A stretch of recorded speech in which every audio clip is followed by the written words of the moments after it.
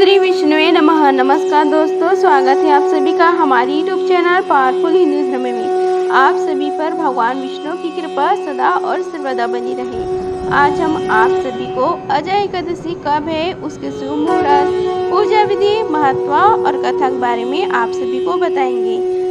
अजय एकादशी पर व्रत रखने और भगवान विष्णु की भक्ति करने से जीवन से सभी पाप नष्ट हो जाते हैं और मोक्ष की प्राप्ति होती है।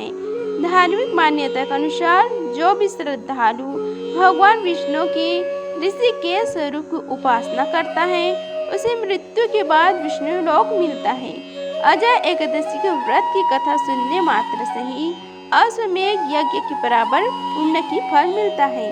आइए जानते हैं अजय एकादशी के बारे में। भाद्रपद मास के कृष्ण पक्ष की एकादशी को अजय एकादशी का व्रत रखा जाता है। ऐसी मान्यता है कि यह व्रत जीवन से दुख, दर्द और संकटों का नाश कर देता है और मोक्ष का मार्ग प्रदर्शित करता है।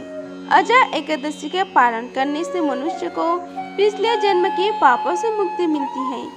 इस व्रत को रखने से जीवन में सकारात्मकता आती है और अनेक कठिनाइयों पर विजय प्राप्त होती है। अजय एकादशी के व्रत की महत्व के बारे में आइए जानते हैं। धार्मिक मान्यता के अनुसार अजय एकादशी पर व्रत रखने और भगवान विष्णु की भक्ति करने से जीवन से सभी पाप नष्ट हो जाते हैं और मोक्ष की भी प्राप्ति होती है। धार्मिक मान्यता के अनुसार जो व्यक्ति भगवान विष्णु के ऋषि के स्वरूप की उपासना करते हैं, उसे मृत्यु के बाद विष्णु लोक मिलता है। अजय एकादशी के व्रत की कथा सुनने से अश्वमेध यज्ञ की पूर्ण के फल बराबर मिलता है। आइए जानते हैं इसकी पूजा विधि के बारे में। अजय एकादशी के दिन प्रातः काल स्नान आदि करने के बाद स्वच्छ वस्त्र धारण करें। उसके बाद श्री सूर्यदेव को अर्घ्य दें। भगवान विष्णु का ध्यान करते हैं व्रत का संकल्प लें। पूजा स्थल पर भगवान विष्णु की प्रतिमा या चित्र रखें। दीप, धूप, पुष्प, फल आदि से विधि पूर्वक पूजा अर्चना करें। विष्णु सहस्त्र नाम और प्रभु श्री कृष्ण के भजन का पाठ अवश्य करें। रात के समय जागरण करें और अगले दिन नियमित समय पर व्रत का समाप्त करें। आइए जानते हैं व्रत के नियम के बारे में। अजय एकादशी के दिन कुछ खास बातें विशेष ध्यान रखना चाहिए।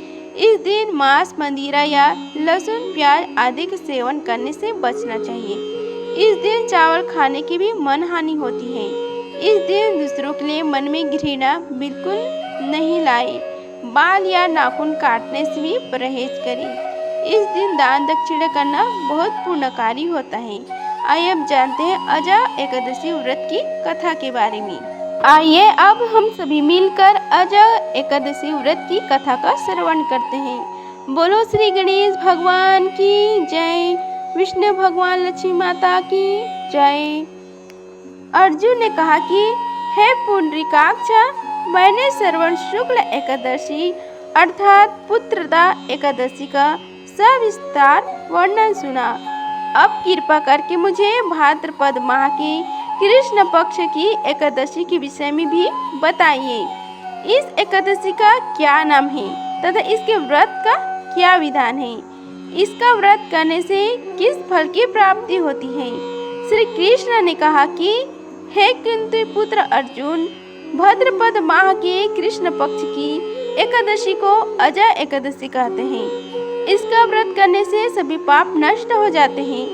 इस लोक और परलोक में मदद करने वाली इस एकादशी व्रत के समान संसार में दूसरा कोई व्रत नहीं है।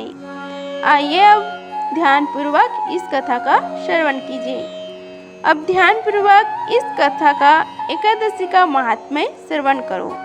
पौराणिक काल में भगवान श्री राम के वंश में अयोध्या नगरी में एक चक्रवर्ती राजा हरिश्चंद्र नाम के एक राजा हुए थे। राजा अपनी सत्यनिष्ठा और ईमानदारी के लिए प्रसिद्ध थे। एक बार देवता ने इनकी परीक्षा लेने के लिए योजना बनाई। राजा ने स्वप्न में देखा कि ऋषि विश्वामित्र को उन्होंने अपना राजपाट दान कर दिया। सुबह विश्वामित्र वास्तव में उनके द्वार पर आकर कहने लगे, तुमने स्वप्न में मुझे अपना राज्य दान कर दिया। राजा ने सत्यनिष्ठ व्रत का पालन करते हुए संपूर्ण राज्य विश्वामित्र को सौंप दिया। दान के लिए दक्षिणा चुकाने हेतु राजा हरिश्चंद्र को पूर्व जन्म के कर्म फल के कारण पत्नी, बेटा एवं खुद को बेचना पड़ा। हरिश्चंद्र को एक डोम खरीद लिया जो शमशान भूमि में लोगों के दाह संस्कार का काम करवाता था। स्वयं वह एक चंडाल का दास बन गया। उसने उस चंडाल के यहाँ कफन लेने का काम किया, किंतु उसने इस आपत्ति के काम में भी सत्य का साथ नहीं छोड़ा। जब इसी प्रकार उसे कई वर्ष बीत गए तो उसे अपने इस निष्कर्म पर बड़ा दुख हुआ और वह इससे मुक्त होने को उपाय खोजने लगा। वे सदैव इसी चिंता में रहने लगा कि मैं क्या करूं, किस प्रकार इस निष्कर्म से मुक्ति पाऊं। एक बार की बात है, वह इसी चिंता में बैठा था कि गौतम ऋषि उसके पास जा पहुंचा। हरिश्चंद्र ने उन्हें प्रणाम किया और अपनी दुख भरी कथा सुनाने लगे। राजा हरिश्चंद्र की दुख भरी कहानी सुनकर महर्षि गौतम भी अत्यंत दुखी हुए और उन्होंने राजा से कहा कि हे राजन, भादो माह के कृष्ण पक्ष की एकादशी का नाम अजा है। तुम उस एकादशी का विधान पूर्वक व्रत करो तथा रात्रि को जागरण करो, इससे तुम्हारे सभी पाप नष्ट हो जाएंगे। महर्षि गौतम इतना कहकर आलोक हो गए। अजा नाम की एकादशी आने पर राजा हरिश्चंद्र ने महर्षि के कहे अनुसार विधि विधान पूर्वक उपवास तथा रात्रि जागरण किया। इस व्रत के प्रभाव से राजा की सभी पाप नष्ट हो गए। उस समय स्वर्ग में नगाड़े बजने लगे तथा पुष्पों की वर्षा होने लगी। उन्होंने अपने सामने ब्रह्म, विष्णु, महेश तथा देवेंद्र आदि देवताओं को भी खड़ा पाया। उन्होंने अपने मृतक पुत्र को जीवित तथा अपनी पत्नी को राजसी वस्त्र तथा आभूषणों से परिपूर्ण देखा। व्रत के प्रभाव से राजा को पुनः अपने राज्य की प्राप्ति हुई। वास्तव में एक ऋषि ने राजा की परीक्षा लेने के लिए यह सब कैतुक किया था, परंतु अजा एकादशी के व्रत के प्रभाव से ऋषि द्वारा रची गई सारी माया समाप्त हो गई और अंत समय में हरिश्चंद्र अपने परिवार से स्वर्गलोक को गया। हे राजन, यह सब अजा एकादशी के व्रत का प्रभाव था।